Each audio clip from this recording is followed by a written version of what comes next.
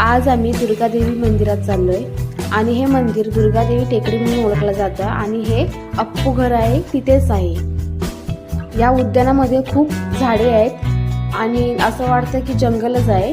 तर हा अप्पू घरच्या बाजूनेच रोड जातो दुर्गादेवी मंदिराकडे। तर आता आम्ही दुर्गादेवी मंदिरामध्ये जातोय, तुम्ही पण दर्शन घ्या दुर्गादेवीचं। आमचं दर्शन वगैरे झालं आणि मग आम्ही निवांत बसलो होतो मंदिरापाशी आणि तिथली झाडवळी वगैरे खूप छान आहे आणि आम्ही तिथे खूप जरा वेळ बसलो आणि हे आम्ही खाऊन घेऊन गेलो होतो तिथे, कारण भूक लागत होते म्हणून। तर खाल्लेलं वगैरे आणि आम्ही पूर्ण गार्डन फिरत होतो।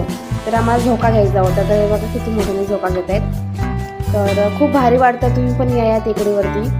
खूप झाडी आहेत आणि असं वाटतं की जंगलच आहे, पण खूप निवांत जागा अशी आहे। मग नंतर बाहेर येऊन भूक लागली होती सर्वांना, तर आम्ही समोसा खाल्लेलो।